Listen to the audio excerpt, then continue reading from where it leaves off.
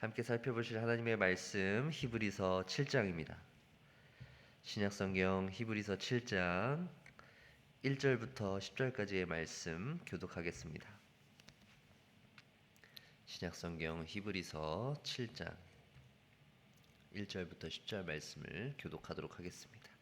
제가 먼저 1절 읽겠습니다. 이 멜기세덱은 살렘 왕이요 지극히 높으신 하나님의 제사장이다. 여러 왕을 쳐서 죽이고 돌아오는 아브라함을 만나 복을 빈자라.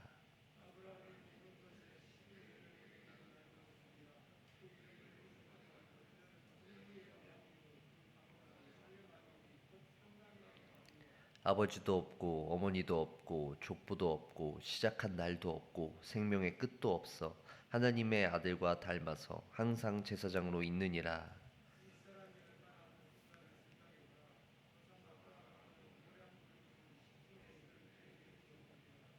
레위의 아들들 가운데 제사장의 직분을 받은 자들은 율법을 따라 아브라함의 허리에서 난 자라도 자기 형제인 백성에게서 10분의 1을 취하라는 명령을 받았으나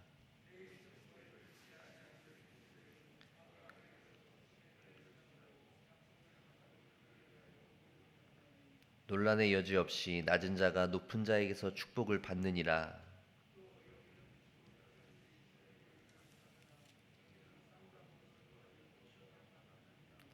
또한 10분의 1을 받는 레위도 아브라함으로 말미암아 10분의 1을 바쳤다고 할 수 있나니 레위는 이미 자기 조상의 허리에 있었음이라. 아멘.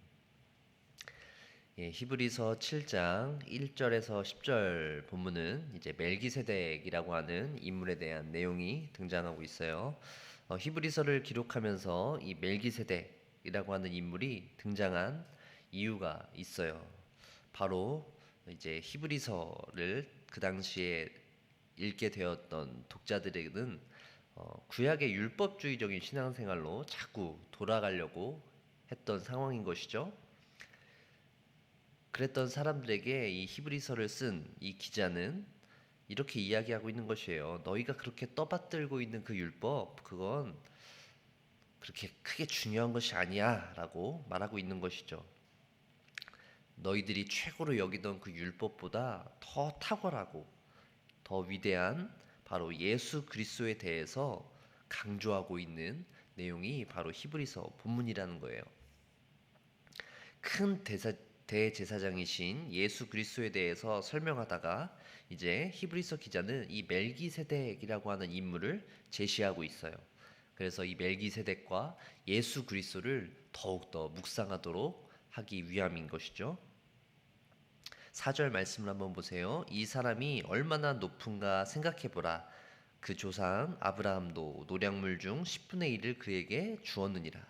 이 멜기세덱이라는 이 사람이 얼마나 높은가 한번 생각해보라는 말이에요. 그러면 예수님에 대해서도 더욱 알 수 있을 것이라는 얘기죠.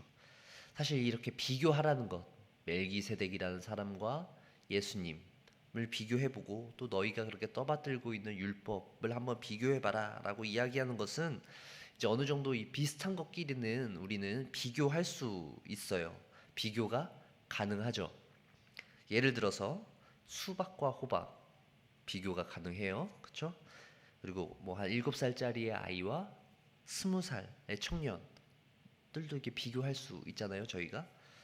그리고 10년 전의 나의 모습과 20년 전의 모습 뭐 비교 가능하죠. 하지만 예수님과 그 다른 어떤 거는 비교가 가능한가요? 그렇지 않나요? 네, 비교할 수 없어요. 예수님은 비교하실 수 없는, 물론 인간의 몸을 입고 이 땅에 오셨지만 만유의 주제이시고 하나님의 아들이신 그 성자 예수님과 감히 누구와 비교될 수 있겠어요?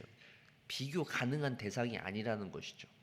예수님과 비교 가능한 것은 세상에 그 어떤 것도 없어요. 도저히 비교 대상이 되지 않을 때 우리는 어느 정도 이제 기준을 잡을 수 있는 것이 필요하죠. 바로 그런 역할이 뭐냐면 바로 오늘 본문에서 등장하고 있는 이 멜기세덱이라고 하는 인물이라는 거예요. 우리와 하나님 사이의 차이가 너무나 크기 때문에 감히 우리가 범접할 수도 없고 비교가 불가능하기 때문에 이 멜기세덱이라고 하는 인물을 생각해 봄으로써 그나마 우리가 예수님과의 관계를 어느 정도 감을 잡을 수 있다라는 것이죠. 근데 더욱더 놀라운 것은 이 멜기세덱이라고 하는 인물도 그냥 평범한 사람은 아니었던 것으로 보여요. 3절 말씀을 한번 보시면 아버지도 없고 어머니도 없고 족보도 없고 시작한 날도 없고 생명의 끝도 없고 하나님의 아들과 닮아서 항상 제사장으로 있느니라. 예, 오늘날로 치면은 근본이 없어요. 무근본이죠. 어디서 태어났는지 누구의 자녀인지도 몰라요.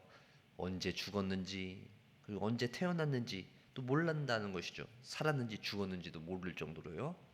심지어 제사장의 역할을 감당하고 있었고 제사장뿐만 아니라 왕의 역할도 감당하고 있었어요. 1절도 보세요. 이 멜기세덱은 살렘 왕이요 지극히 높으신 하나님의 제사장이라.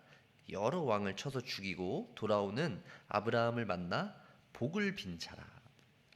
이 멜기세덱이라고 하는 인물은 아브라함이 살던 시대까지 거슬러 올라가야 만날 수 있는 인물이에요. 창세기 14장에 보면 조카 롯을 구하기 위해서 자신의 사병들을 거느리고 여러 왕들과 싸우죠. 그래서 거기서 조카 롯을 구해서 돌아오는 이 아브라함과 만나는 멜기세덱이 만나는 장면이 창세기 14장에 등장하죠. 그리고 그 아브라함에게 멜기세덱이 나아가면서 그를 축복하고요. 그를 축복하니까 아브라함이 어떻게 하나요? 자신의 11조를 그 전쟁에서 이기고 돌아왔을 때 그 물건을 중에 10분의 1을 이 멜기세덱에게 주죠. 이 멜기세덱이 중요한 이유는 6절에서도 오늘 본문 6절에서도 나오는데요. 레위 족보에 들지 아니한 멜기세덱은 아브라함에게서 10분의 1을 취하고 약속을 받은 그를 위하여 복을 빌었나니 라고 되어 있어요. 족보를 그렇게 따지고 율법의 전통을 그렇게 강조하는 사람들을 향해서 그 모든 것을 뛰어넘는 절대적인 우위에 서 있는 이 멜기세덱이라고 하는 이 인물을 소개함으로써 그들 가운데 있는 여러 가지 논란, 논쟁을 해소하려고 하는 히브리서 기자의 의도가 드러나고 있어요. 계속해서 7절도 보세요. 논란의 여지 없이 낮은 자가 높은 자에게서 축복을 받느니라. 자, 이것 봐라. 낮은 자가 높은 자에게서 축복을 받는 것이 아니냐. 그게 당연한 건데 지금 아브라함이 누구에게 축복을 받고 있느냐? 멜기세덱이라고 하는 사람 아니냐? 그럼 이 멜기세덱이라고 하는 사람은 아브라함보다 더 높은 사람이겠지? 라고 이야기하고 있는 것이죠. 이 멜기세덱이 아브라함을 축복할 때 아브라함의 허리에 바로 레위가 있었다라는 것이에요. 너희가 그렇게 높이는 제사장들이었던 레위 계열 사람들은 아직 태어나지도 않았어 라고 말하고 있는 것이에요. 지금 이스라엘 백성들에게 율법이 제정되기도 전에 있었던 일이죠. 아브라함이 이렇게 축복을 받았던 때는 나중에 신의 광야에서 이스라엘 백성들이 모세로부터 하나님의 율법을 받기 훨씬 이전에 있었던 일이란 말이에요. 이미 율법 이전에 이런 일이 있었다라는 것을 지금 설명해 주고 있는 것은 히브리서 기자가 그 당시 독자들에게 이야기하는 것이죠. 너희들이 이전으로 돌아가려고 하는 그 율법 중심적인 생활에 대해서 문제가 있다라고 이야기하는 것이에요. 사실 시편 110편 4절의 말씀을 인용하고 있는 것이죠. 이 멜기세덱이라고 하는 사람이 가지고 있는 그 우월한 지위, 이미 아브라함에게 11조를 받았던 이 멜기세덱이라고 하는 이 사람에 대한 이 말은 결국 레위 제사장보다 더 큰 사람이 있다면 멜기세덱이고 이 멜기세덱보다 더 위대한 사람이 바로 우리가 알고 있는 십자가에 못 박히신 예수 그리스도라는 사실을 말해주고 있는 것이죠. 그들에게 제시하고 있는 것이에요. 자, 지금 우리가 히브리서를 계속 묵상하면서 보게 되는 것이 무엇인가요? 그리스도께서 가지고 계신 그 탁월한 지위예요. 그 누구와도 비교할 수 없죠. 대제사장 중에서도 역대 대제사장이 많이 있었는데 아론부터 시작해서 그 모든 대제사장들보다 가장 위대한 분이 바로 예수 그리스도라는 것을 계속해서 강조하고 있어요. 그리고 이제 멜기세덱의 예를 들어주고 있는 것이죠. 예수님이 인간의 몸을 입고 오셔서 지금 행하신 그 일들을 너희가 기억해야 한다는 것이에요. 근데 그것 말고 자꾸 옛 생활로 돌아가고 다시 율법으로 돌아가고 있는 그 현실을 향해서 히브리서 기자가 큰 목소리를 내고 있는 것이에요. 세상의 그 거대한 문화에 휩쓸려서 내려가고 있는 성도들, 여전히 신앙의 초보에 머물러서 계속해서 기초만 닦고 있는 그 성도들을 향해서 이야기하고 있는 것이죠.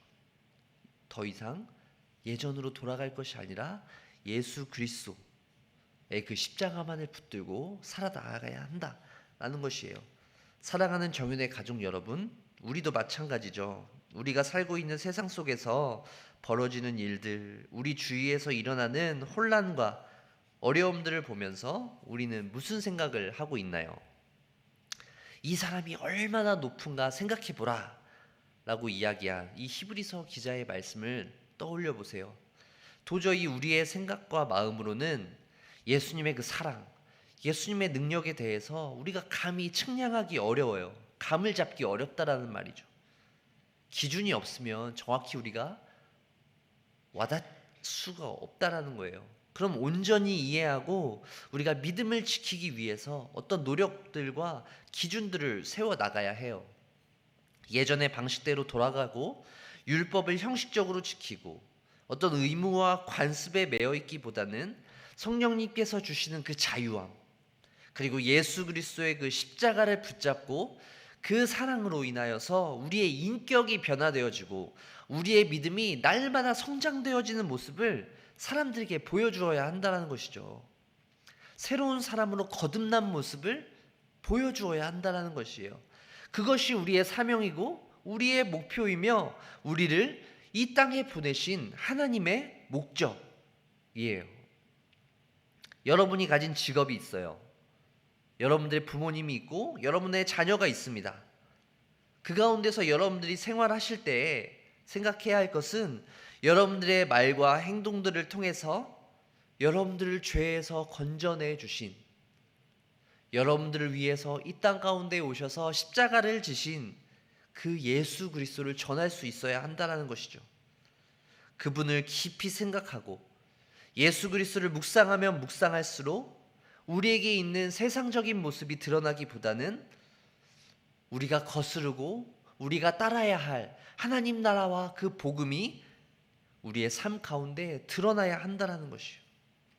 우리의 경험과 지식으로 하나님을 가두어 두기보다는 말도 안 되는 일이지만, 가능하진 않아 보이는 일이지만 예수 그리스도를 의지하고 예수 그리스도의 십자가를 붙잡고 나아갈 때 우리는 우리 가운데 더 이상 죽음이 우리를 지배하는 것이 아니라 하나님 나라의 그 생명, 그리고 우리의 삶의 기준이 이 세상에 있는 것들이 아니라 예수 그리스도가 우리의 삶의 모든 기준이라는 사실을 우리의 삶을 통해서 드러날 수 있다는 것이죠. 율법적인 일이나 어떤 세상의 관습, 우리의 경험이나 우리의 지식, 이 우리의 삶의 중심이 되시는 것이 아니라 항상 우리의 삶의 기준은 오직 예수 그리스도가 우리의 삶의 기준이 될 수 있어야 한다는 사실입니다. 항상 두렵고 떨리는 마음으로 우리의 신앙을 살피고 과연 나의 신앙이 올바른 길로 가고 있는지를 주님께 묻고 기도하며 끊임없이 점검하는 것이 성도의 올바른 자세요 태도입니다. 사랑하는 성도 여러분, 위대하고 탁월한 대제사장이신 예수 그리스도를 앞에 두고 자꾸 다른 곳으로 눈을 돌리거나 마음이 가 있어서는 안 돼요. 그분의 명령만을 따르고 찬양하며 경배하기에도 우리의 시간이 모자라요. 하지만 다른 데 우리의 열정과 시간을 허비해서는 안 된다는 것이죠. 우리가 예배의 영광을 회복하기 위해서 올 새해 힘차게 시작하면서 이제 절반 동안 달려왔죠. 그리고 이제 남은 하반기에도 우리가 이 예배의 영광을 회복하기 위해서 하나님의 임재의 영광이 가득하며 성령의 권능이 충만한 예배를 드릴 수 있도록 힘쓸 수 있는 우리 저와 여러분들 되시기를 주의 이름으로 간절히 축원합니다. 대제사장이신 예수 그리스도를 깊이 생각하며 오직 예수만을 생각하며 동행하는 저와 여러분들 되시길 주의 이름으로 간절히 축원드립니다.